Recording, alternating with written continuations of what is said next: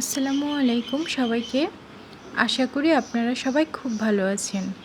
আজ আমি আপনাদের সাথে শেয়ার করব একদম সহজ পদ্ধতিতে এবং দারুণ স্বাদে কালীবাউস মাছ দিয়ে ফুলকপির একটি ঝোল তরকারির রেসিপি।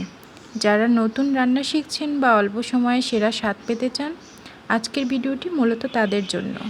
মাছের ঝোলের এই রেসিপিটির জন্য এই যে আমি ফুলকপি কেটে নিয়েছি, এখানে মাছ কেটে পরিষ্কার করে ধুয়ে নিয়েছি। এই পর্যায়ে মাছে লবণ হলুদ দিয়ে মাখিয়ে রেস্টে রেখে দিব ভাজার জন্য। ভিউয়ার্স, ভিডিওটি না টেনে শেষ পর্যন্ত দেখার অনুরোধ রইল। আমি এখানে ফ্রোজেন মাছ ব্যবহার করিনি, বাজার থেকে টাটকা মাছ এনে কেটে ধুয়ে রান্না করার জন্য নিয়ে নিয়েছি। তো আপনারা যারা ফ্রোজেন মাছ ব্যবহার করবেন তারা অবশ্যই এক ফালি লেবু এই মাছে অ্যাড করবেন, তাহলে মাছের যে একটা ফ্রিজের গন্ধ থাকে ওই এক্সট্রা গন্ধটা রিমুভ হয়ে যাবে। মাছটা মাখা রেডি হয়ে গেছে, আমি 30 মিনিটের জন্য রেখে দিব। পাটায় আমি আদা জিরা রসুন পরিমাণ মতো নিয়ে নিয়েছি। আমি পাটায় মশলা বেটে ব্যবহার করব, এতে তরকারির স্বাদ দ্বিগুণ বেড়ে যাবে। আপনারা যারা পাটা ব্যবহার করেন না তারা ব্লেন্ডারে মশলাটা ব্লেন্ড করে নিন। রান্নার এই পর্যায়ে আমি একটা প্যানে সরিষার তেল দিয়ে গরম করে নিয়ে মাছগুলোকে দিয়ে দিচ্ছি। মাছগুলোকে উল্টে পাল্টে খুব ভালোভাবে লাল করে ভেজে নিব, এতে মাছের আষ্টে গন্ধটা চলে যাবে এবং খেতে খুব সুস্বাদু হবে। তো ভিউয়ার্স, যারা এখনও আমার চ্যানেলটি সাবস্ক্রাইব করেননি তাদেরকে আমার চ্যানেলটি সাবস্ক্রাইব করার অনুরোধ রইল।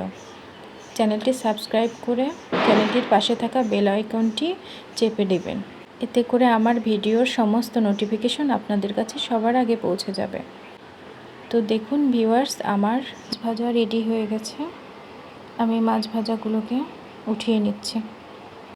আমার ভিডিওটি ভালো লাগলে অবশ্যই কমেন্ট বক্সে একটি সুন্দর কমেন্ট করে দেবেন যে ফুলকপিগুলোকে আমি কড়াইতে তেল দিয়ে বাদামি বাদামি করে ভেজে নিব, এতে ফুলকপির যে কাঁচা কাঁচা গন্ধটা থাকে সেটা চলে যাবে এবং খেতে খুব সুস্বাদু হবে। ভিউয়ার্স, আমার ফুলকপি আলু ভাজা প্রায় রেডি হয়ে গেছে। এখন আমি এটি নামিয়ে অন্য একটি কড়াইতে পেঁয়াজটা তেলে দিয়ে ভেজে নেব।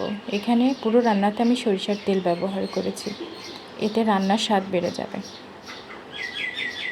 পেঁয়াজটাকে আমি বেশ বাদামি করে ভেজে নিয়েছি। এর মধ্যে আদা জিরা রসুনের যে পেস্টটা করে রেখেছিলাম সেটা দিয়ে খুব ভালো করে মশলাটা ভেজে নিচ্ছি। এর মধ্যে আমি একে একে লবণ, গুঁড়ামরিচ, হলুদ সব মশলাগুলো দিয়ে আমি খুব ভালোভাবে ভেজে নেব এবং মশলার উপরে তেল ওঠা পর্যন্ত অপেক্ষা করব। এতে করে মশলার কাঁচা কাঁচা গন্ধটা চলে যাবে। তো মশলাটা আমি খুব ভালো করে নেড়ে চেড়ে ভেজে নিলাম। এর মধ্যে আমি এখন ফুলকপি দিয়ে দেব।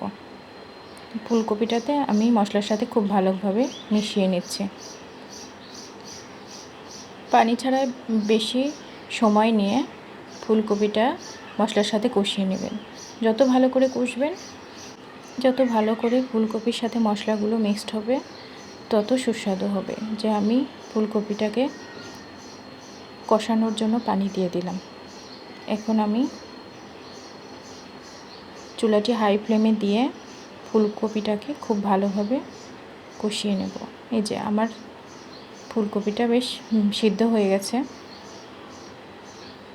এখন আমি এর মধ্যে ঝোলের জন্য পানি দিয়ে দিলাম। এখন ভেজে রাখা মাছগুলো এক এক করে দিয়ে দেব।